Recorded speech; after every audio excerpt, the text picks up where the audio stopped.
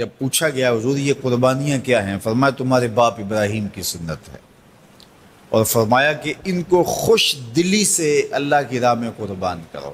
قیامت کے دن یہ اپنے بالوں کے ساتھ، اپنے سینگوں کے ساتھ اور اپنے کھروں کے ساتھ آئیں گے، اور یہ بھی ارشاد فرمایا کہ کل پل صراط پر یہ سواریاں بن کے تمہیں پل صراط سے پار لگائیں گے۔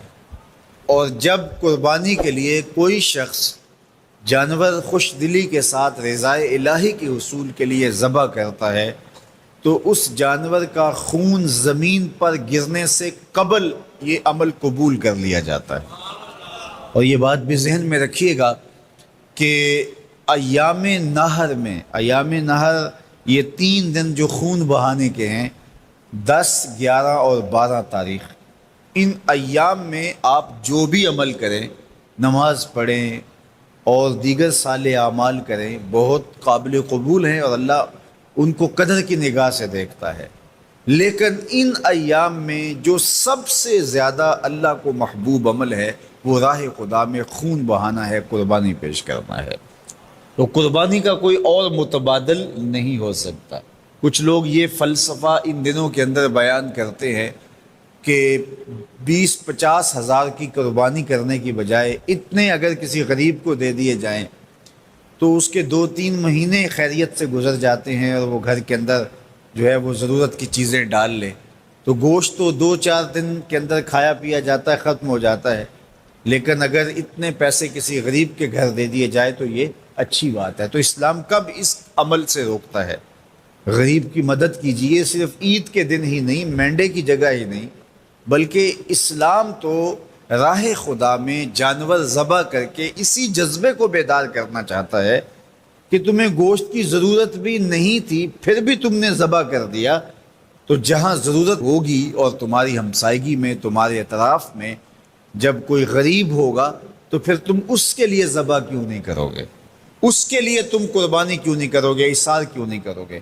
یہاں تو پھر بھی ہم گوشت خود کھا لیتے ہیں یا غربا میں بانٹ دیتے ہیں، لیکن منا کی وادی میں جہاں لاکھوں قربانیاں پیش کی جاتی ہیں وہاں تو جانور کاٹ کے اس کو ذبح کر کے بس چھوڑ دیا، اس کے گوشت سے غرض ہی نہیں ہوتی۔ زیادہ تر حجاج ایسے ہوتے ہیں جن کو یہ بتا دیا جاتا ہے کہ تمہاری قربانی کر دی گئی ہے، اور وہ فون کال کے انتظار میں یا حکومت وقت کی جانب سے دیے گئے وقت کے بعد حلق کروا دیتے ہیں۔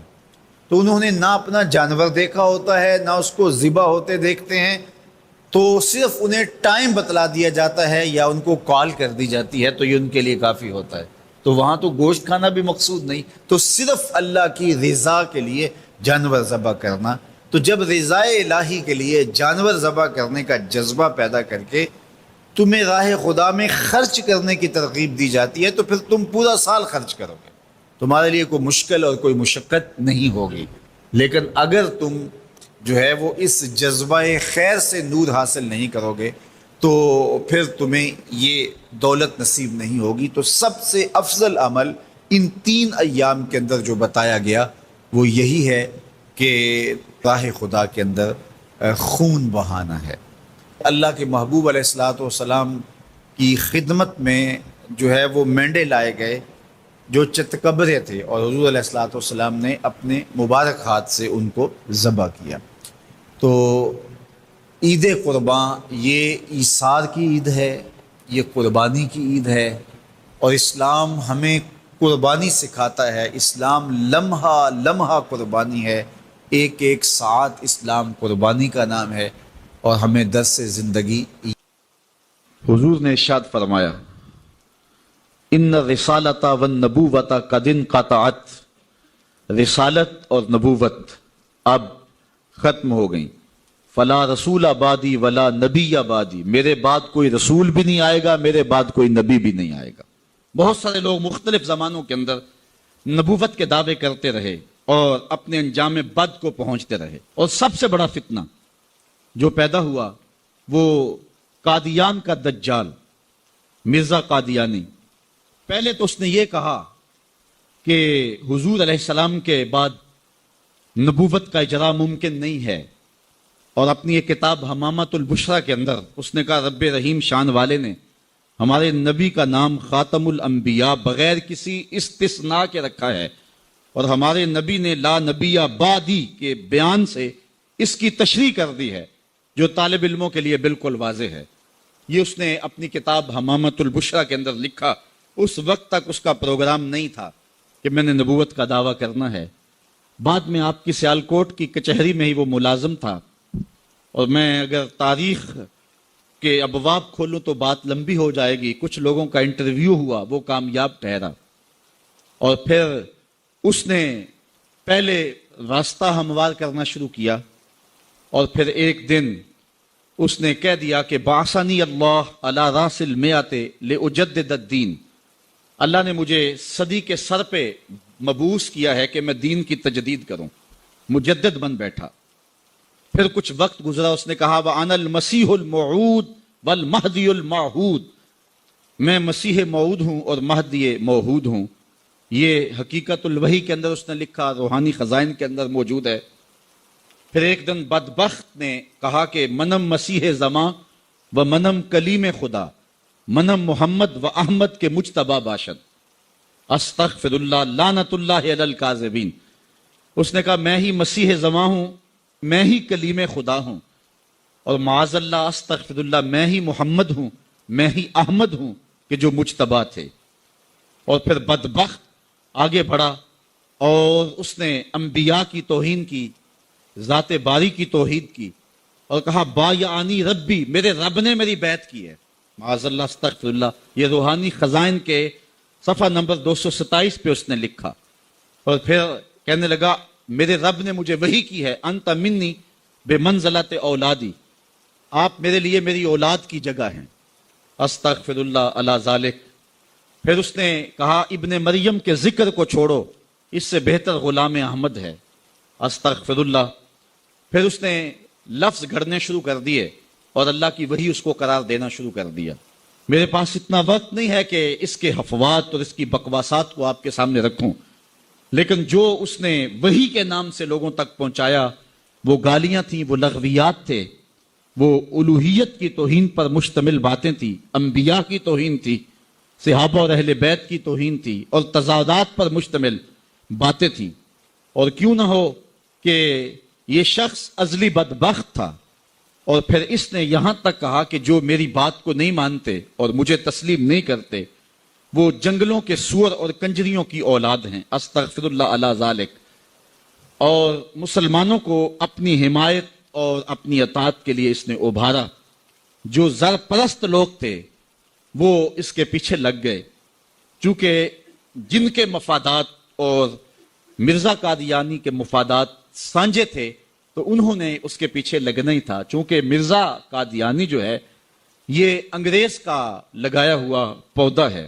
مختلف ویب سائٹس پر اسلام کے نام پر مرزائی آج بھی سرگرم عمل ہیں۔ اللہ تعالیٰ جل شانہ نے ہمارے علماء کو یہ توفیق نصیب فرمائی کہ وہ پوری قوت کے ساتھ ان کے مقابلے کے اندر نکلے۔ پیر سید جماعت علی شاہ رحمۃ اللہ تعالی علیہ، آپ نے فرمایا ان قریب ذلیل ہو کے مرے گا۔ پھر جہاں مرا آپ کو پتا ہے، گندگی میں لتھڑا ہوا تھا، تڑپتا ہوا مرا۔ اللہ تعالیٰ جل شانہ نے علماء کو طاقت دی، انہوں نے ناطقہ بند کر کے رکھ دیا۔ پھر جب پاکستان بنا تو سب سے زیادہ جن لوگوں نے مخالفت کی پاکستان کی وہ مرزائی تھے۔ پاکستان کے حق میں انہوں نے ووٹ نہیں دیا۔ آج بھی جو ربوے میں دفن ہوتے ہیں وہ امانتاً دفن ہوتے ہیں۔ ان کا عقیدہ ہے کہ پاکستان ٹوٹ جائے گا اور ہمیں اٹھا کر کے جو ہے وہ قادیان میں دفن کیا جائے گا، یہ وصیت کر کے وہاں دفن ہوتے ہیں۔ جب بھٹو کا دور آیا 74 کے اندر، نشتر کالج کے کچھ طلباء مری جا رہے تھے، ربوے سے گزرے تو مرزائی غنڈوں نے ان کو جو ہے وہ سب و شتم کیا اور غوب و زود کیا، ان کو مارا، زخمی کر دیا۔ تو تحریک پھر دوسری بار جو ہے وہ مرزائیت کے خلاف اٹھ کھڑی ہوئی، جو کراچی سے خیبر تک پورے بانکپن کے ساتھ چلی۔ اللہ تعالیٰ رحمت نازل کرے علامہ نورانی کی قبر پہ۔ انہوں نے علماء کے دستخط کے ساتھ جو ہے وہ اسمبلی کے اندر درخواست جمع کروائی مرزائیوں کو اقلیت قرار دینے کے لیے، قرارداد پیش کی۔ اور پھر کیا ہوا، 3 مہینے کی مسلسل محنت، علامہ سارا دن اسمبلی کی کاروائی میں رہتے اور راتوں کو دور دراز علاقوں کا سفر کرتے اور جلسے کرتے اور ختم نبوت پر جو ہے وہ لوگوں کو ابھارتے. اور پھر مرزائیوں کو بھی بلایا گیا, صفائی کا موقع دیا گیا. پھر ایک وقت آ گیا کہ حکومت مجبور ہو گئی. مسٹر بھٹو علامہ نورانی سے کہنے لگے, نورانی صاحب یہ تو مدارس کے دارالافتاء کا مسئلہ ہے جو آپ اسمبلی میں لے آئے, یہ تو علماء کا کام ہے کہ کون کافر ہے اور کون مومن ہے, تو آپ اس کو اسمبلی کے فلور پہ لے آئے ہیں, تو اس کو مدارس میں حل کرنا چاہیے تھا. تو حضرت علامہ نورانی نے جو جواب دیا وہ بڑا خوبصورت تھا. فرمانے لگے, بھٹو صاحب مجھے ایک بات بتا دیں, آپ منتخب وزیر اعظم ہیں, اگر آپ کے مقابلے میں کوئی کرسی بچھا کے بیٹھ جائے تو آپ اس کے بارے میں کیا رائے رکھتے ہیں؟ تو بھٹو کہنے لگا, یا وہ باغی ہے یا وہ پاگل ہے. تو کہا, بھٹو صاحب وزارت کی کرسی چھوٹی ہے, ختم نبوت کی کرسی بڑی ہے. اب جو کہتا ہے میں نبی ہوں ماننا پڑے گا, یا پاگل ہے یا باغی ہے. پھر وہ وقت آیا, 7 ستمبر کی شام تھی کہ اسمبلی کے فلور پر جدھر دیکھتے تھے نعرہ رسالت اور نعرہ توحید اور ختم نبوت زندہ باد کے نعرے ہی گونج رہے تھے. کچھ لوگ جو ہیں وہ کسی صورت کے اندر بھی جو ہے وہ اپنے ماتھے کی شکنیں نہیں جانے دیتے. اللہ تعالیٰ نے اپنے محبوب کو فرمایا, لو کنت فظا غلیظ القلب لانفضوا من حولک, اے محبوب اگر تو ترش مزاج ہوتا, ماتھے پہ شکنیں ڈالنے والا ہوتا, تو اتنے لوگ تیرے گرد کبھی بھی جمع نہ ہوتے. تو یہ تیرے چہرے کا کمال ہے اور تیرے رنگ اور انداز زندگی کا حسن ہے کہ لوگ تیرے ارد گرد ہجوم کر کے آئے. حضرت عائشہ رضی اللہ تعالی عنہا فرماتی ہیں کہ ہم نے حضور علیہ الصلوۃ والسلام کو کبھی ایسے ہنستے ہوئے نہیں دیکھا کہ حضور کے لہوات نظر آئے ہوں. انسان کے حلق کے قریب ایک گوشت کا ٹکڑا ہوتا ہے جس کو ہم اپنی زبان میں کوا کہتے ہیں ساری زندگی ایسا نہیں ہوا کہ ہم نے حضور کو ہنستے ہوئے دیکھا ہو اور لہوات نظر آئے ہوں. یہ حضرت عائشہ روایت کرتی ہیں. اور گھر میں تو عموماً بندہ کھل کے ہنس لیتا ہے, لیکن وہ بھی کہتی ہے ہم نے کبھی ایسے ہنستے نہیں دیکھا. اور دوسری طرف سے ابھی فرماتے ہیں کہ ہم نے جتنا مسکرانے والا حضور کو دیکھا ہے کسی اور کو دیکھا ہی نہیں ہے. یعنی دیہک نہیں ہے, اس انتہا وہ انتہا بھی نہیں ہے. اور یہاں بھی یہ نہیں ہے کہ چہرے پہ شکنیں ہی ہوں, مسکرانے کی جو درمیانی اعتدال کی کیفیت ہے وہ ایسی ہے کہ جتنا حضور مسکراتے تھے کوئی اور مسکراتا نہیں تھا. اور اعلیٰ حضرت فرماتے ہیں, جس کی تسکین سے روتے ہوئے ہنس پڑیں اس تبسم کی عادت پہ لاکھوں سلام. یہ درمیان والا راستہ ہے. بلکہ کتب احادیث میں حضور علیہ السلام کے مزاحوں کا تذکرہ ہے. باب مزاح النبی صلی اللہ علیہ وسلم روایات موجود ہیں کہ حضور صحابہ سے مزاح فرما لیا کرتے تھے, پھر خوش ہوتے, حضور بھی مسکراتے, صحابہ بھی مسکراتے. ایک خاتون آئی, کہا کہ حضور میرے لیے دعا کریں کہ میں جنت میں جاؤں. حضور نے فرمایا بوڑھی عورتیں جنت میں نہیں جا سکتی. اس نے عرض کی حضور میرے لیے دعا کریں. کہا جا ہی نہیں سکتی. اس نے رونا شروع کر دیا. حضور مسکرا کے فرمانے لگے جو بھی جائیں گی جوان ہو کے جائیں گی, بوڑھی نہیں جائیں گی. تو یہ حضور کا مزاح تھا, مزاح بھی تھا اور اس میں صداقت اور سچائی بھی تھی. صحابہ نے عرض کی حضور آپ ہم سے مسکراتے ہیں اور ہم سے جو ہے وہ اس طرح ہنسی فرما لیتے ہیں. تو آقا کریم علیہ السلام نے ارشاد فرمایا کہ میری زبان سے کسی حالت میں بھی حق کے علاوہ کچھ نہیں نکلتا, میں جب بھی بولتا ہوں حق بولتا ہوں. تو حضور علیہ السلام مزاح بھی فرما لیتے تھے, بلکہ حضور عملی مزاح بھی فرما لیتے تھے, اور وہ بھی کتب حدیث میں روایت موجود ہے. حضور کا ایک صحابی ہے اور وہ ایک دیہات کا رہنے والا تھا اور پنڈ سے آتا تھا, مدینے میں آ کے گھاس بیچتا تھا, اور پھر جو پیسے کماتا اس کی چیزیں لے جاتا اور جا کے اپنے گاؤں میں پھر ان کو بیچتا. دوہری کمائی کرتا, وہاں سے گھاس کاٹ کے لاتا, یہاں بیچتا, پیسے کماتا, کچھ پیسے وہاں سے مل جاتے, پھر یہاں سے شہر کا سودا خریدتا اور جا کے اپنے گاؤں میں فروخت کرتا. اور حضور اس سے بڑا پیار کرتے تھے اور فرمایا کرتے تھے یہ ہمارا دیہات ہے اور ہم اس کے شہر ہیں. ایک دن وہ بازار میں بیٹھ کے گھاس بیچ رہا تھا. حضور تشریف فرما ہوئے, دیکھا کہ ظاہر بیٹھا ہوا, نام ظاہر تھا اس کا. تو آقا کریم نے جب دیکھا نا تو حضور پیچھے سے جا کے اس کی کولی بھر لی. کولی بھرنا کیا ہوتا ہے کہ چپکے سے جا کے کسی کی آنکھوں پہ ہاتھ رکھ لو. اور یہ کیوں رکھا جاتا ہے کہ میں بوجھوں تو صحیح یہ میرا نام بوجھتا ہے کہ نہیں بوجھتا. ہر وقت کہتا ہے جی تم تو رہتے ہی میرے دل میں ہو, میں تمہارے سے پیار ہی بڑا کرتا ہوں, اور جی تم آئے ہو ابھی تمہاری باتیں ہو رہی تھی تو میں دیکھوں تو صحیح کہ اس کے لبوں پہ میرا نام کب آتا ہے, کتنے نمبر پہ ہوں میں. اس لیے بندہ کسی کی آنکھیں بند کرتا ہے کہ یہ مجھے بوجھتا ہے کہ نہیں بوجھتا, اور اس کی بھی کوشش ہوتی ہے کہ جو ہے وہ میں جلدی جلدی بوجھ لوں, وہ سمجھے کہ جو ہے وہ میں اس کے دل میں رہتا ہوں. اب حضور علیہ السلام نے جا کے اس کے آنکھوں پہ ہاتھ رکھ لیا اور آقا کریم نے آنکھیں دبائی اور اس کو کیسے نہ پتا چلا ہوگا کہ حضور ہے؟ اللہ اکبر، یہ کیسے ہو سکتا ہے؟ حضرت انس کہتے ہیں کہ ایک دفعہ میں نے حضور سے مصافحہ کیا تھا، حضور کے ہاتھوں کی ٹھنڈک آج تک نہیں جا رہی ہے، اللہ اکبر، اور آنکھوں پہ حضور کے دستے مبارک آئے ہوئے ہوں تو کیسے نہ پتا چلا ہو؟ بلکہ روایت میں آتا ہے کہ اس نے اپنے پشت کو حضور کے سینے سے جوڑ کے رگڑنا شروع کر دیا، اللہ اکبر، آنکھیں کھولتا ہی نہیں ہے، حضور پوچھتے ہیں بتاؤ کون ہوں، اشارے سے پوچھ رہے ہیں لیکن وہ نہیں بولتا، اور میں کہتا ہوں نہیں بولنا تھا اس نے۔ سفنے دے وچ ماہی ملیا تے گل وچ پا لیاں باواں، ڈر دی ماری اکھ نہ کھولا متا پھر وچھڑ نہ جاواں، اللہ اکبر۔ پھر حضور علیہ السلام نے فرمایا اس غلام کو کون خریدے گا؟ اس نے کہا کہ حضور میں تو بہت سستا ہوں، جو بھی خریدے گا۔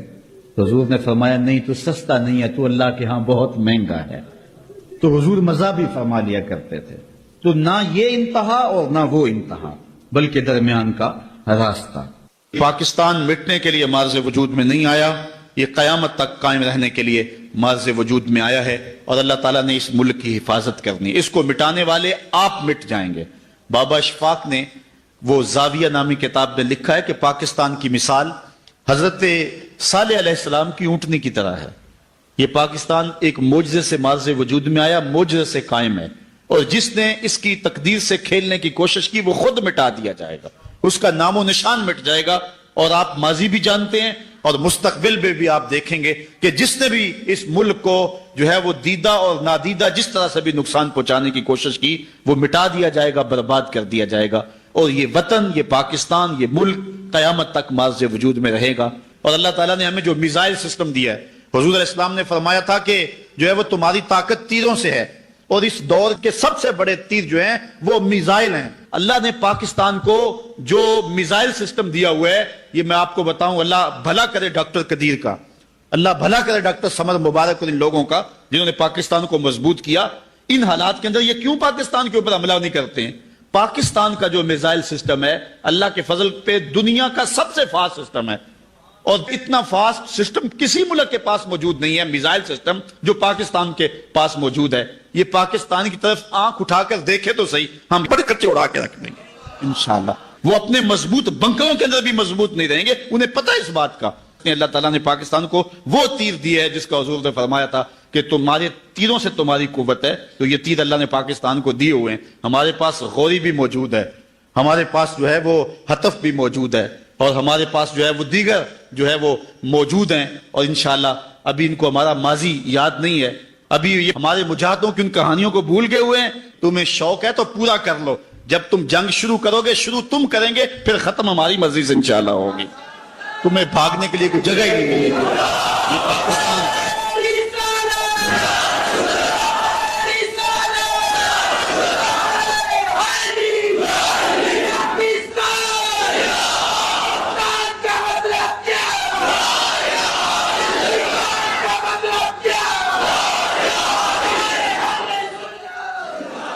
پاکستان اللہ کی نشانیوں میں سے ایک نشانی ہے۔ اس ملک کی قدر کرو، اس کی مٹی کو پاکیزہ جانو۔ اللہ تعالیٰ جل شانہ میرے وطن کی حفاظت فرمائے، میرے ملک کے چپے چپے کو اپنی حفاظت اور اپنی امان میں رکھے، اور انشاءاللہ اللہ کے فضل سے یہ ملک خیر سے رہے گا۔ اللہ تعالیٰ نے ہمیں مضبوط آرمی عطا فرمائی ہوئی ہے، ہم ایٹمی صلاحیتوں سے مالا مال ہیں، ہمارے پاس جو ہے وہ جدید میزائل سسٹم موجود ہے، اور سب سے بڑھ کے بات اللہ تعالیٰ نے ہمیں حرارت جذبوں کی جو دی ہے، یہ کسی قوم کے پاس نہیں۔ یہ تیروں سے، یہ تلواروں سے نہیں ڈرتے، یہ جو ہے وہ موت سے نہیں ڈرتے، یہ حضور علیہ السلام کے نام پہ سب کچھ قربان کرنے کے لیے تیار ہیں۔ پاکستان کی تاریخ گواہ ہے، 65 کی جنگ کے اندر قوم نے جو چونڈا کے محاذ پہ جرأت کے اور مظاہرے کیے تھے، دنیا کی تاریخ کے اندر کوئی ایسی مثال تو دکھاؤ ہے، تو اللہ تعالیٰ نے اس قوم کو وہ جرأتیں عطا فرمائی، یہ سب سے بڑا ہتھیار ہے، اور جس سے وہ ڈرتے ہیں، اور وہ فحاشی، عریانی، بے حیائی اور مختلف ذرائع کے ساتھ ہم سے وہ جذبہ چھیننا چاہتے ہیں۔ دشمن کے اس وعد کو خاص طور پہ سمجھیں، اپنی نسلوں کی حفاظت کریں، نوجوانوں کو دو قومی نظریے کا شعور دیں، اور نوجوانوں کے اخلاق اور ان کے کردار کی حفاظت کریں۔ یہ نوجوان ہی ہمارا اثاثہ ہے۔ نوجوانوں، میں تمہیں پکارتا ہوں اور تمہیں کہتا ہوں، اس وطن کی باغ ڈور تم نے سنبھالنی ہے۔ اپنی نظروں کی پاکیزگی کا خیال کرو، اپنی سوچوں کو پر نور کرو اور اپنی زندگی کو جو ہے وہ روشن کر لو، اچھی تعلیم حاصل کرو، اپنے کردار کو خوبصورت کرو. کل انشاءاللہ تمہارے کندھوں پر ہی اس ملک کا بوجھ آنا ہے، اور ہر فرد ہے ملت کے مقدر کا ستارہ. اس لیے پوری قوت کے ساتھ تیاری کرو.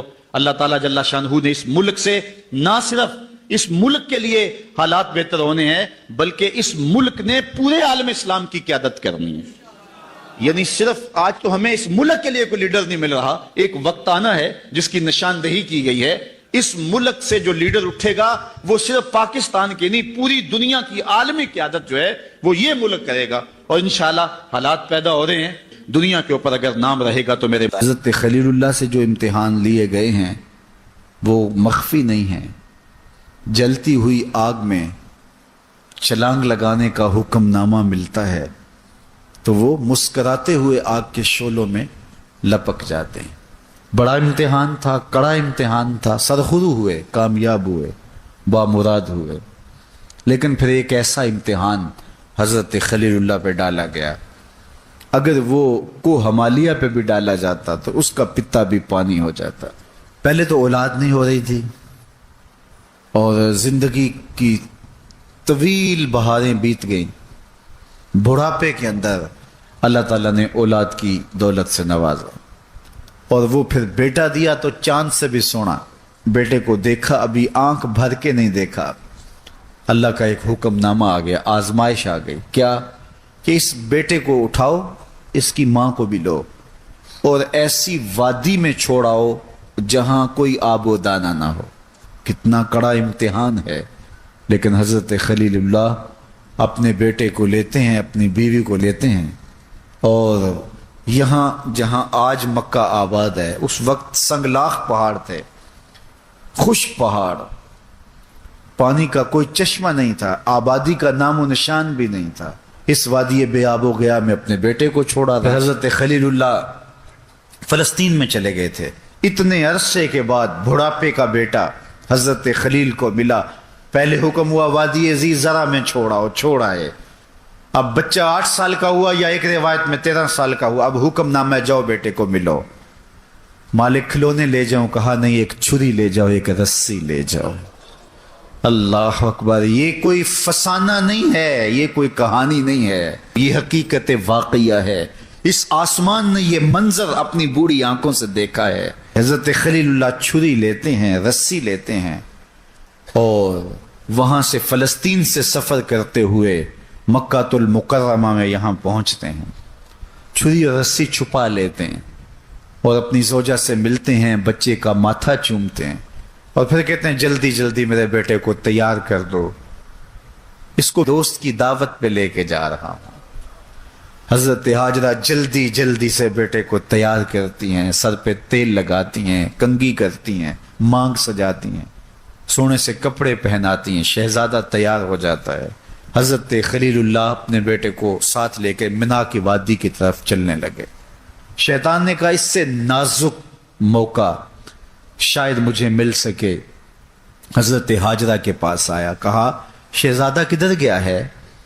کہا باپ کے ساتھ دوست کی دعوت پہ گئے ہیں. کہا دوست کی دعوت پہ نہیں گئے، وہ تو اسے ذبح کرنا چاہتا ہے.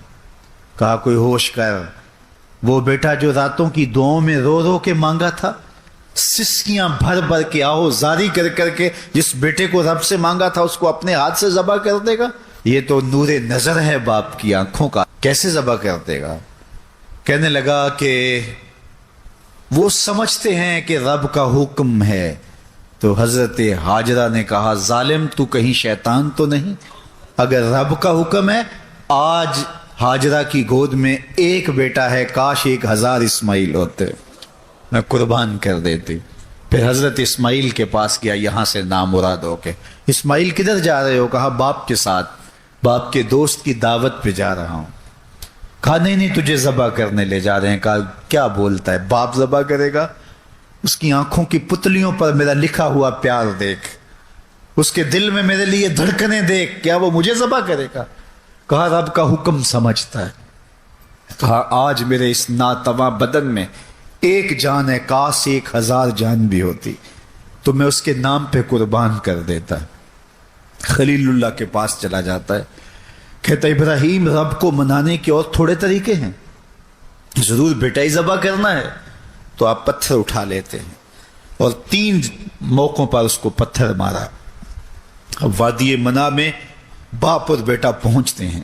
قال یا بنیا، کہا اے میرے بیٹے، انی ارا فی المنام، میں نے خواب دیکھا ہے، انی اذبحک، میں تجھے ذبح کرتا ہوں، میں تجھے ذبح کرنے کا خواب دیکھا ہے، فانظر ماذا تری، اب تو بتا تیری رائے کیا ہے۔ اتنے عرصے کے بعد بڑھاپے کا بیٹا حضرت خلیل کو ملا، پہلے حکم ہوا وادی ذی زرع میں چھوڑا ہے، اب بچہ 8 سال کا ہوا یا ایک روایت میں 13 سال کا ہوا، اب حکم نامہ جاؤ بیٹے کو ملو۔ مالک کھلونے لے جاؤ، کہا نہیں ایک چھری لے جاؤ، ایک رسی لے جاؤ۔ حضرت خلیل اللہ چھری لیتے ہیں، رسی لیتے ہیں، اور وہاں سے فلسطین سے سفر کرتے ہوئے مکہ المکرمہ میں یہاں پہنچتے ہیں اور اپنی زوجہ سے ملتے ہیں، بچے کا ماتھا چومتے ہیں۔ حضرت خلیل اللہ اپنے بیٹے کو ساتھ لے کے منا کی وادی کی طرف چلنے لگے۔ اب وادی منا میں باپ اور بیٹا پہنچتے ہیں۔ قال یا بنیا، کہا اے میرے بیٹے، میں تجھے ذبح کرنے کا خواب دیکھا ہے، فانظر ماذا تری، اب تو بتا تیری رائے کیا ہے۔ باپ بیٹے کو بھی شامل کرنا چاہتا ہے اس کار خیر میں، رب کے حکم کی تعمیل میں۔ آج اگر باپ یہ کہے تو بیٹا کیا کہے گا؟ باپ ہو سفاک ہو، کیا بولتے ہو؟ توازن عقلی تو ٹھیک ہے، لیکن یہ فیضان نظر تھا یا کہ مکتب کی کرامت تھی؟ سکھائے کس نے اسماعیل کو آداب فرزند؟ کہا اے بیٹے اب تو بتا تیری رائے کیا ہے۔ اب بیٹا خاموش ہو جاتا، اس کی خاموشی بھی رضا ہوتی، السکوت من الرضا، کہتے ہیں خاموشی بھی رضا ہوتی ہے۔ لیکن بچے نے جو جواب دیا ذرا قرآن کے لفظوں میں سنیے۔ قال یا ابت، اے میرے ابو، جب تحائف دے رہا ہو باپ بیٹے کو، جب بیٹے کا ماتھا چوم رہا ہو باپ، جب بیٹے کو باہوں میں سمیٹ رہا ہو، جب پیار بھری مست نگاہوں سے دیکھ رہا ہو، اس وقت تو بیٹا کہے میرے ابو، بڑی بات ہوتی ہے، لیکن باپ اسے ذبح کرنے کی بات کر رہا ہے۔ اس مرحلے بیٹا کیا کہہ رہا ہے؟ یا ابت، اے میرے ابو۔ اللہ اکبر، یہ نہیں کہتا ہے میرے ابو یہ نہ کریے گا، کس طرح آپ مجھے ذبح کریں گے؟ باپ نے کہا میں ذبح کرنا چاہتا ہوں۔ بیٹا یہ بھی کہہ سکتا یا ابا تذبح، ہاں ابو مجھے ذبح کر لیجئے۔ ذبح کے جواب میں ذبح یہ کامل جواب تھا، لیکن بیٹے نے کامل نہیں اکمل جواب دیا۔ باپ نے کہا میں ذبح کرنا چاہتا ہوں، بیٹے نے یہ نہیں کہا ہاں ذبح کر لیجئے، بیٹے نے کہا ذبح کیا ہے؟ یا ابا تفعل ما تؤمر، ابو ذبح کیا ہے؟ جو بھی کرنا ہے کرو، میرے بدن کو آگ لگانی ہے پھر بھی حاضر ہوں، ٹکڑے کرنے ہیں پھر بھی حاضر ہوں۔ اللہ اکبر، یا ابا تفعل ما تؤمر، اے میرے باپ جو بھی حکم ہے رب کا دیر نہ کیجئے۔ رہی بات میری، مشکل تو بڑا کام ہے، لیکن ستجدنی انشاءاللہ من الصابرین، آپ دیکھیں گے تڑپوں گا بھی نہیں، صبر کر کے دکھاؤں گا۔ اللہ اکبر، باپ اور بیٹے نے منا کی وادی میں یہ بات طے کر دی۔ دونوں جب راضی ہو گئے، کس بات پہ راضی ہو گئے؟ باپ بیٹا بیٹھے تھے دفتر میں، یہ فلاں کوٹھی خرید لیں اس پہ راضی ہو گئے، فلاں ماڈل گاڑی کا خرید لیں باپ بیٹا اس پہ راضی ہو گئے، نہیں، باپ ذبح کرنے پہ راضی ہو گیا، پتر ذبح ہونے پہ راضی ہو گیا۔ باپ نے بیٹے کو پیشانی کے بل لٹایا کہ بیٹے کا منمونہ چہرہ میرے سامنے نہ ہو۔ رسی ساتھ لی تھی، کہا ابا جان مجھے باندھ لیجئے، کہیں ایسا نہ ہو کہ میں تڑپوں اور میرے تڑپنے کی وجہ سے آپ کو تعمیل حکم الہی کرتے ہوئے دیر ہو جائے۔ اور پھر کہا کہ اپنی آنکھوں پہ بھی پٹی باندھ لیں، کہیں میرا چہرہ آپ کے تعمیل حکم میں رکاوٹ نہ بن جائے۔ آنکھوں پہ حضرت خلیل پٹی باندھ رہے ہیں، اور بیٹے کے ہاتھوں کو، بازوؤں کو اور ٹانگوں کو رسیوں سے جکڑ دیا گیا۔ باپ نے ہاتھ میں چھری پکڑی تو حضرت اسماعیل بولے ابا جان رکیے۔ کیا ہوا؟ کہا میری رسیاں کھول دیں۔ بیٹا کیوں؟ کہا کل کا مورخ یہ نہ لکھے باپ ذبح کرنا چاہتا تھا، بیٹا ہونا نہیں چاہتا تھا، باپ نے باندھ کے کیا، کھول دے رسیاں، نہیں تڑپوں گا۔ اللہ اکبر، رسیاں کھول دی گئیں۔ حضرت خلیل نے بدستور آنکھوں پہ پٹی باندھی ہے اور بیٹے کو لٹایا۔ قرآن نے اس منظر کو بیان کیا، ہاتھ میں چھری پکڑی، بیٹے کی گردن پہ رکھی، تیز چھری تھی، دھار دھار، اور گردن نازک، ریشم سے بھی نازک، چھری کے لگتے ہی کٹ جاتی نازک گردن، لیکن حضرت خلیل نے پورا زور دے کر کے چھری کو پوری قوت کے ساتھ پھیرا، لیکن ایک بال بھی نہیں کٹا۔ بڑی حیرت ہوئی، یہ کیا ہوا؟ ساتھ پڑے پتھر پہ چھری کو مارتے ہوگا، لیما تقطعی یا سکین، اے چھری کاٹتی کیوں نہیں؟ چھری نے آواز دی، خلیل مجھے کاٹنے کا کہتا ہے، جلیل کہتا ہے خبردار ایک بال بھی کاٹا تو۔ دوبارہ استغفار پڑا اور چھری کا کونا حلق پہ رکھ کے پورا وزن اس کے اوپر ڈال دیا، گلا کٹ گیا، خون بہنے لگا۔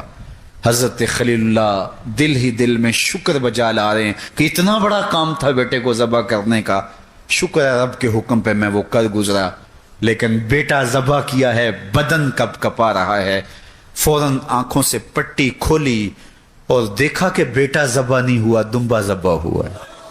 بیٹا پاس کھڑا مسکرا رہا ہے اور حضرت جبریل امین بھی پاس کھڑے ہیں۔